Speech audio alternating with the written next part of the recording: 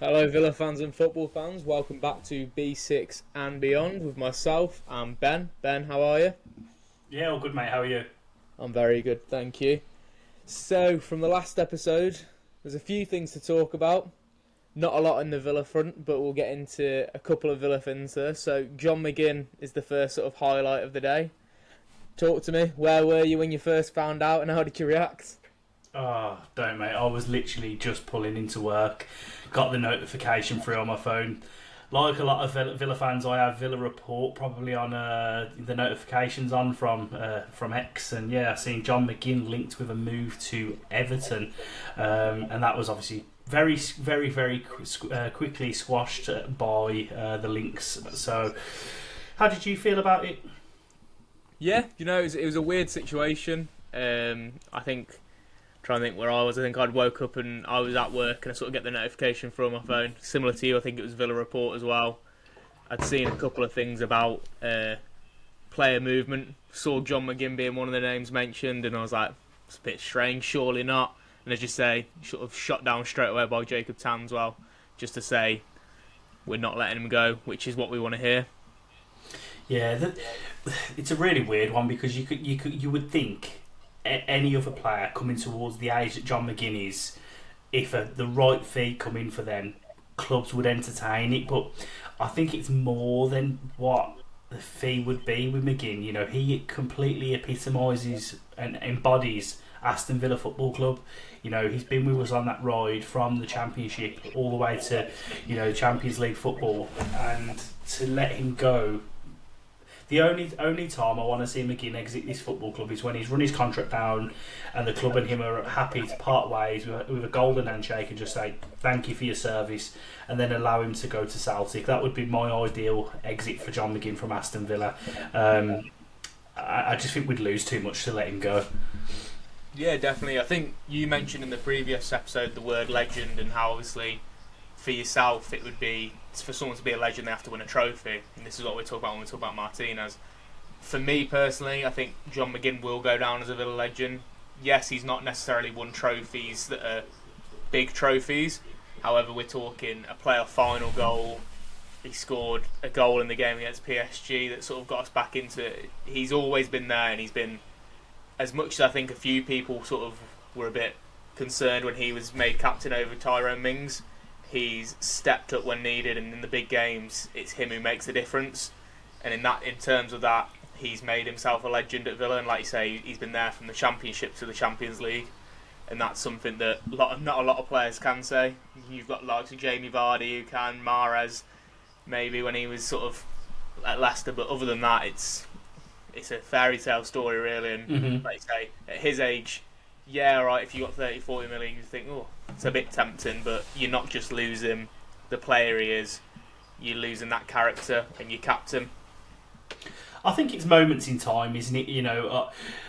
When we're touching on the legendary status, and I think you're right.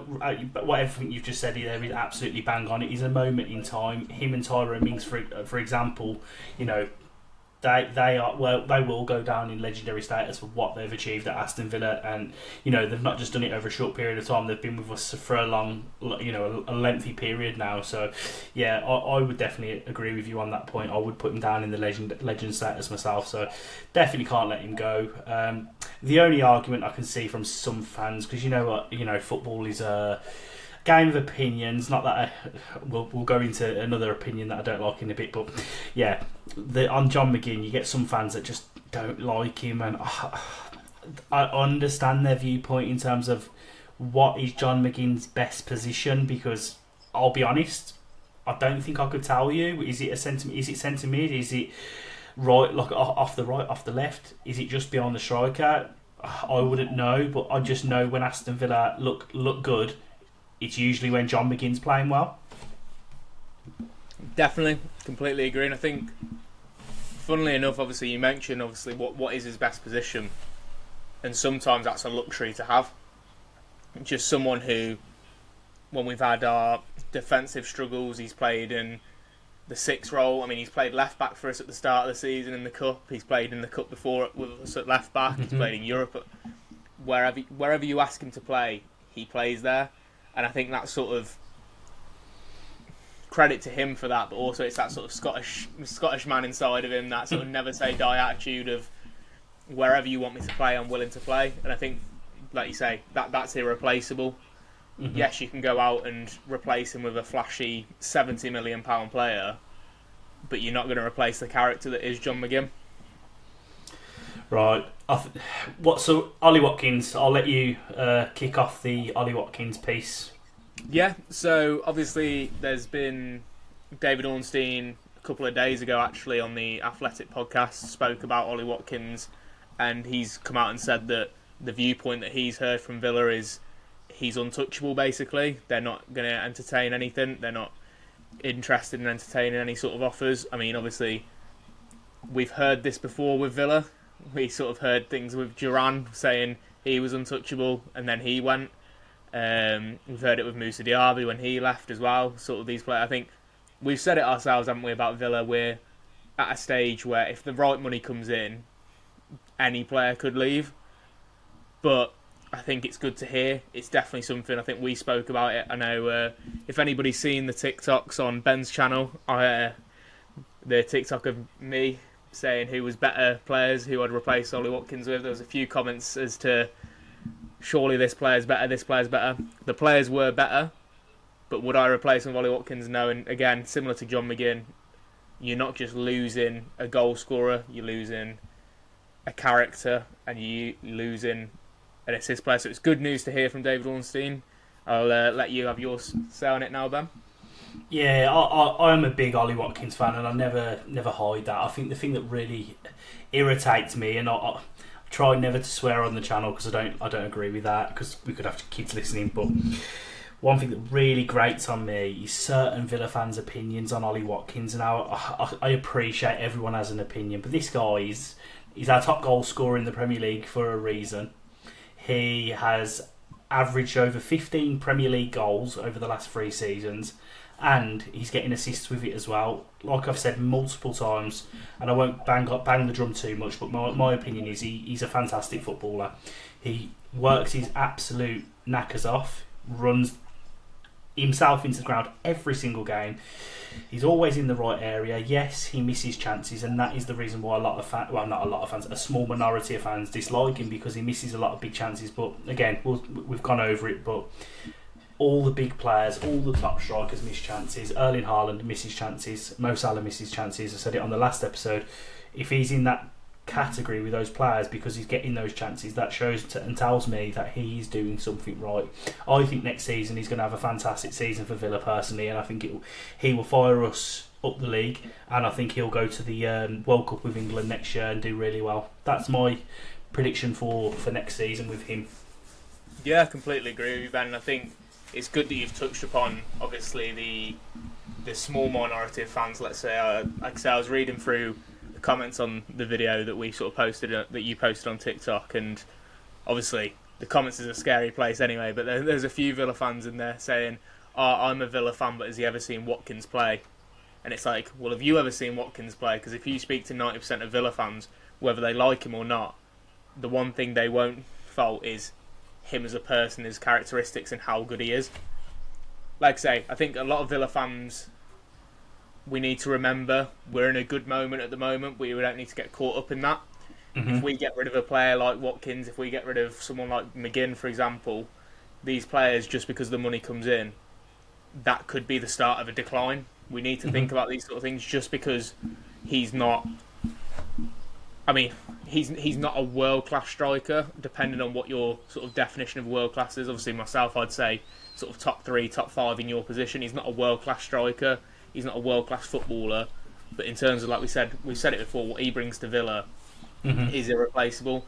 Just because you're getting the offers in, if someone comes in and says 60 million and Man United go and bag him and he scores 20 goals next season for him, and we get in a Vlahovic, for example, someone we've been linked to, and he comes in and gets 5 goals, just because Vlahovic has got this world-class status over his head from some people, it doesn't mean anything. I think the thing that really irritates me as well is when you get these people that say, he's not good enough, we need to get better. The question that I always pose to people, okay, name me someone better that we can go and get, and 9 times out of 10, people can't answer you. So surely that tells you something. We have got a top striker.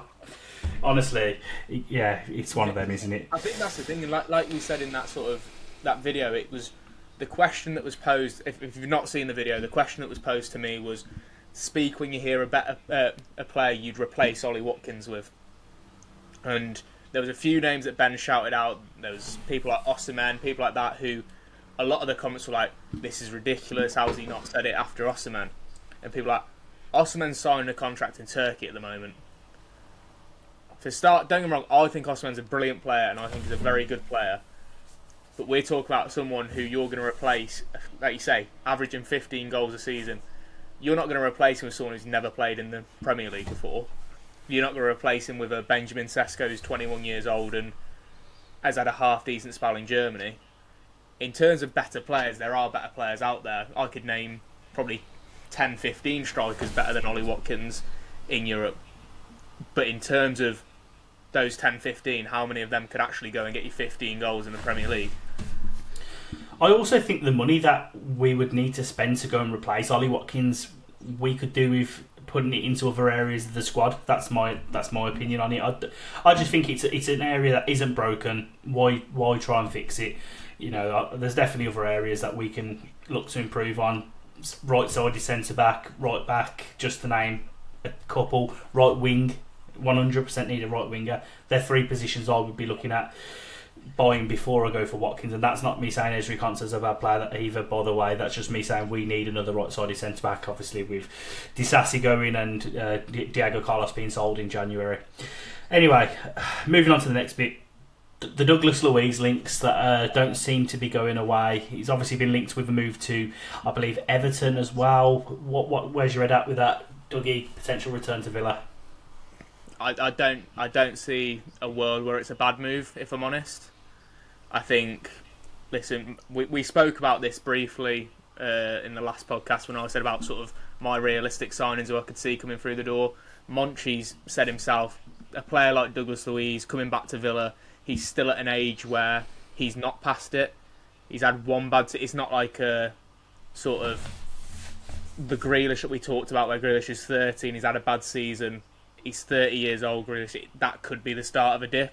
Mm-hmm. Douglas Luiz is still 26, 27 years old. One bad season's not going to define him. He's going into his prime years. I think him coming back to Villa would be a brilliant move. And if I'm honest, this is no discredit to Leeds or Everton, which are the other two teams that we're apparently in competition with.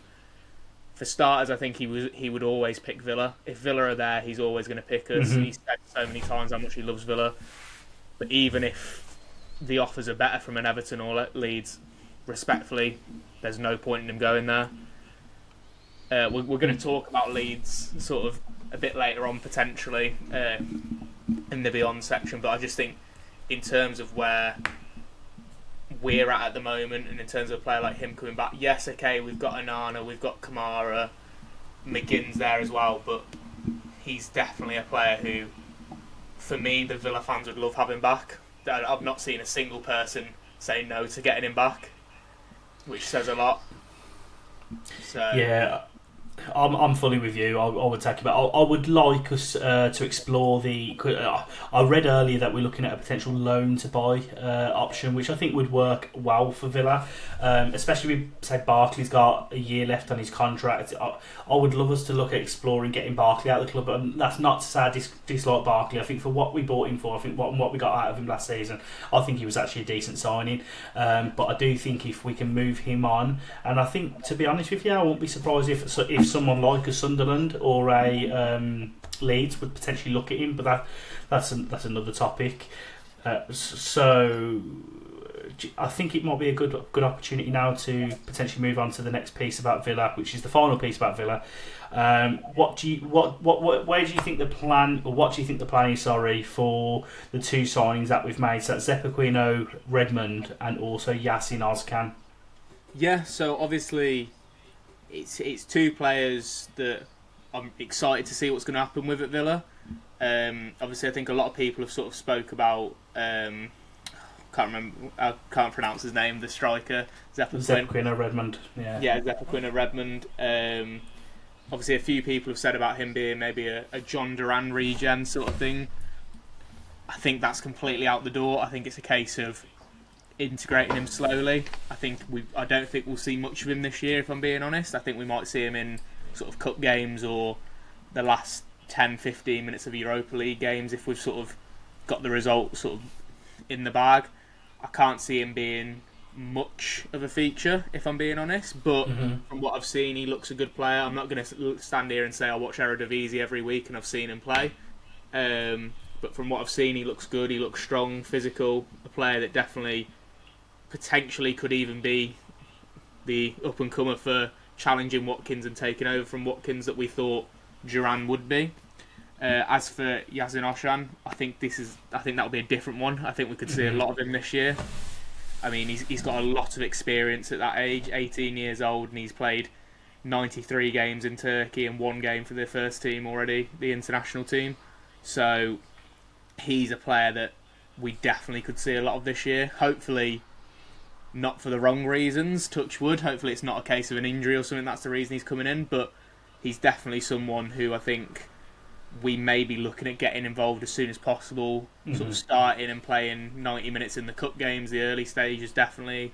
If we get sort of like the lower league teams, get his confidence up, we might see him in a few friendlies, hopefully, at the start of the season, which we'll then be able to judge. I'm hoping he plays in either the Marseille or the Villarreal one, because that's a sort of stronger opposition, and we can sort of see how he pairs up against the name of someone I don't want to say for Marseille, but hopefully we'll see how he pairs up against someone who is, if you ignore the rest of it, he's a very good footballer. So it's something that I'm excited to see. I don't know about yourself, Ben.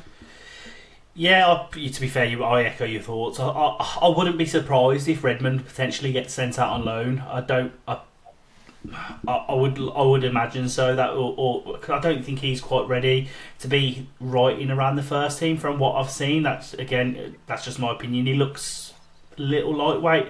Ozcan, I do see him being around the first team. I believe he's definitely being lined up to be Tyrone Mings' long-term replacement. Mings will always stay around until he's basically ready to move on and retire, but obviously with the new contract he's just signed.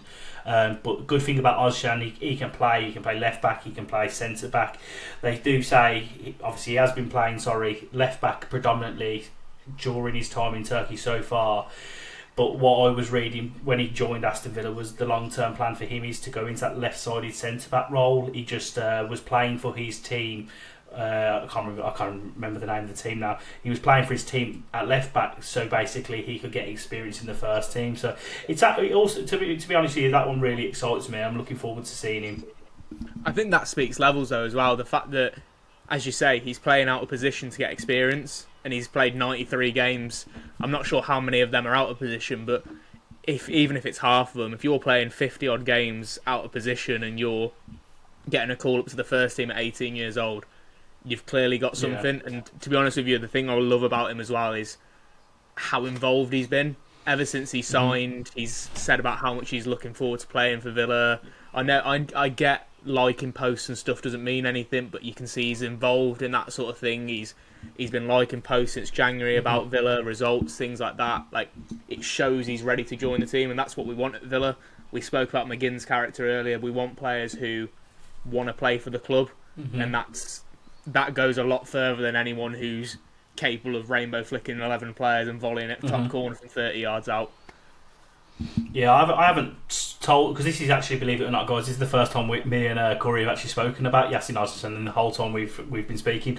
I haven't told you this story, so believe it or not, guys, I know I need a haircut, but usually I do have a haircut, and I get it done at a Turkish barber's, and I told him that I support Aston Villa. This was a while ago now, and I told him that we've just signed, and he went, "What, you've just signed Yasin Ozcan?" And he said, "Very, very good player. The Turkish people, we have a lot of thought for him in the future, and that he's going to be one of our best players as he as he grows," as he said it. So yeah, that fills me with a lot of hope, really, that we've unearthed potentially a gem from Turkey.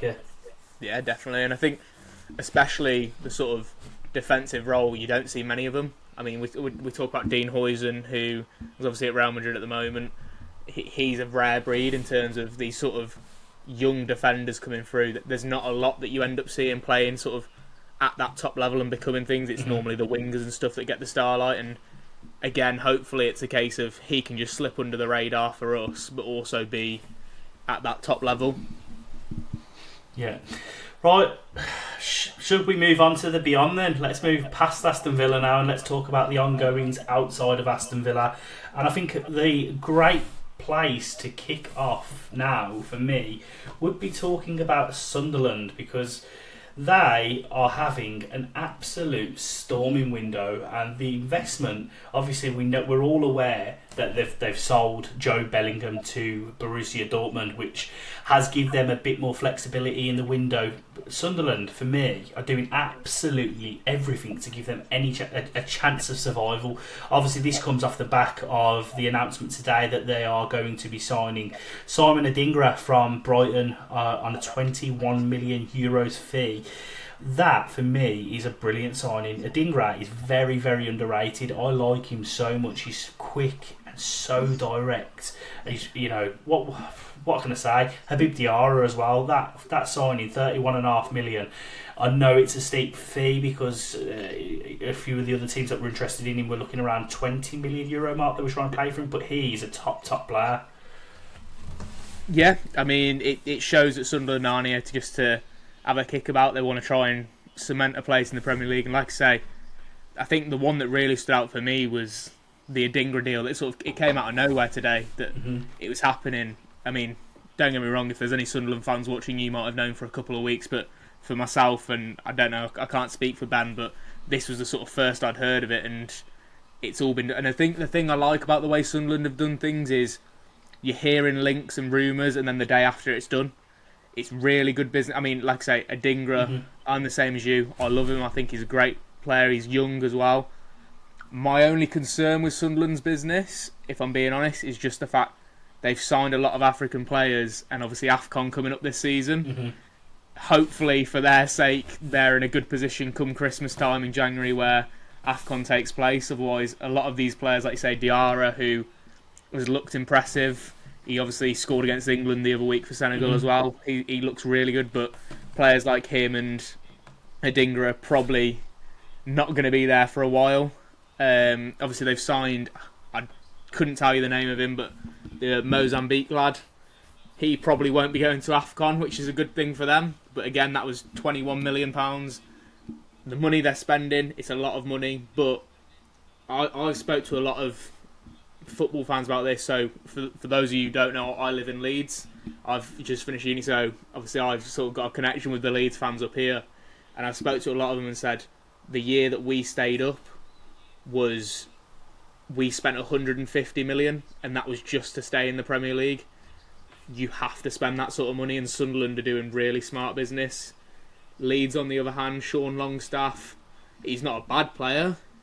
I don't know if he's the sort of player to sort of keep him up, but we'll stick to Sunderland at the moment. But yeah, I've been really impressed with their business. Yeah, so I was just looking away, so just pulling something up because I did a video on this, and a few Sunderland fans said, have you seen our fixtures around when AFCON happens? So it may as well be a write-off anyway. So I just wanted to double check what their fixtures are. So AFCON starts around the 18th of December, 21st of December, sorry.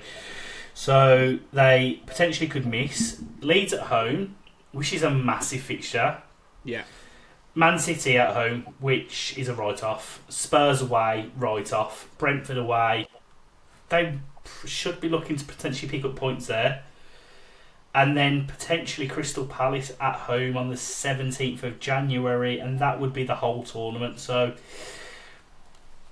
I don't know. They need to get... That Leeds one is one that stands out for me. That is a big, massive game, that is. There's two games there definitely that sort of scream out to me. Like you say, the Leeds game is going to be massive. Those two teams are going to be sort of battling out, and depending on how the rest of this window goes for Brentford, it's another team that could be down there and battling. Obviously, the Mbeumo deal's sort of gone radio silent at the moment, so I don't imagine he'll stick around. He'll be off somewhere. Visser all of a sudden today, I don't know if you've seen the links, he's been linked to Spurs, and apparently he's open to go in there as well, which would obviously be a massive miss for them. I'm not too sold on their manager. It's a massive sort of jump to go from wow, coaching not at the highest level to then just jumping into the Premier League and being in charge of a team who's losing half their players and one of the longest serving managers in the Premier League. So it's basically what they did with Thomas Frank, though, weren't it? Because he was Dean Smith's assistant, weren't he? Yeah, true. I just think obviously with Thomas Frank, he had that chance in the Championship to sort of build from there. And Keith Andrews, isn't it? I know it's Andrews. Yeah, Keith Andrews. It's a big gamble, isn't it? Yeah, it's a massive gamble for what's going on at Brentford. Don't get me wrong, there's not a lot of managers out there. Like, I'm not saying that there's anyone... They couldn't really poach anyone off the sort of newly promoted teams because Scott Parker's not good enough. Daniel Farker is yet to be seen. Obviously, every time he's been in the Premier League, he's been relegated.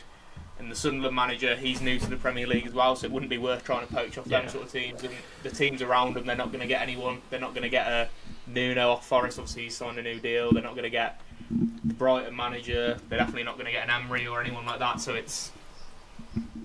Well, losing Norgard was massive, isn't it? You know, the captain. You know, that's huge. That is. Right, Spurs. As we've just been speaking about them briefly. I think it is paramount we talk about this transfer because it's obviously been hot on the radar today. Tottenham Hotspur have announced the signing of Mohamed... Well, not announced, sorry. Basically about to announce the signing of Mohamed Kudus. He likes to announce it before anyone, doesn't he? Yes. So, I think personally that is an absolutely brilliant signing by Spurs myself. I know he hasn't been the most consistent, should we say, at West Ham, but I think he's going to really hit the ground running. I'm torn, if I'm honest. I'd like to say I think he's capable of being a brilliant player. This last season at West Ham, he hasn't sort of been amazing, but again, that could potentially be because he's wanted this move, which, don't get me wrong, I'm not a fan of that attitude. You should always put the effort in, even if you want to move away. Potentially, we could see that sort of first year of West Ham, Mohamed Kudus, who basically, him and Rice sort of took him to that Conference League win in the end, and he was brilliant. For Spurs' sake, hopefully that's the case. It'll be interesting. I think Thomas Frank's he's capable of working with these sort of players. Obviously, he's a similar style to Mbeumo, very direct. He loves to go forward, attack the goal. He's not one to sort of go backwards or back down. So it'll be interesting. Like I say, I like him as a player. I think he's a good player. Depends on his attitude and how Thomas Frank deals with it. But yeah, it's a decent signing. The money isn't bad either, 60 million. I think last year West Ham rejected 100 million, so they're probably thinking, especially for him to go to Saudi and now he's going to a direct rival, it's a bit... Well, it stings West Ham, innit? Because their relationship with Spurs, their fans are not happy with the transfer. But I just think and I feel that with West Ham, how poor they were last, and let's be realistic, West Ham were terrible last season. Yeah. I don't think you've seen the best out of it, and you should argue that certain players should drag teams up the league, etc., etc. But West Ham were terrible; they were just rotten. I think in a side like, and don't get me wrong, Spurs were absolutely woeful last season, but they're not going to be that same Spurs next season. I highly doubt it because they're going to have a lot more control. Their defenders are all back. That was a big crisis for Spurs last season. Their injuries. That's if we're going to be if we're going to be honest. That they will improve next season, and I just think in a team which dominate the ball, which Spurs do, I feel that he will absolutely rip it apart. That's just that's my opinion on it. Yeah, I mean, obviously, like you say with Spurs, that new manager Thomas Frank's going to come in and do what he wants to do, which is good for Spurs as well. I think by the looks of it, Christian Romero is on the way out. I think he wants to leave. Atletico Madrid are very interested. It'd be interesting to see who they can get in to replace Romero. Obviously, that's going to be a tough sort of replacement. There's one player on the back of my mind, which I'm really hoping it's not, is Ezri Konsa. Obviously, him being a Spurs fan as well doesn't help the situation. But Nathan Collins. Yeah, potentially. I think it depends on how much Brentford are willing to sort of sell to Frank. If this is the thing, isn't it? From Brentford's point of view, they need to be smart. We've obviously said this. If they get rid of Visser, if they get rid of Mbeumo, and then someone like Nathan Collins goes as well, and Norgard, listen, spine of the team. We've seen miracles happen, but to replace a whole spine in a transfer window and it work out, it's a rarity. Yeah. And they're not exactly getting...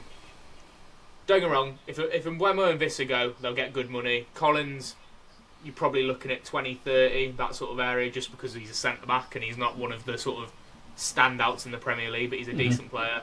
Norgard, I think it was 8 million. Was it? Yeah, it won a lot.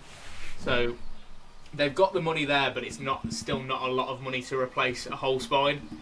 You're looking at 150 million, you're 30 million per position, which nowadays, I mean, we've had a little message about it. Madueke's gone for 50 million, Kudus has gone for 60 million, Alanga's gone for 55 million.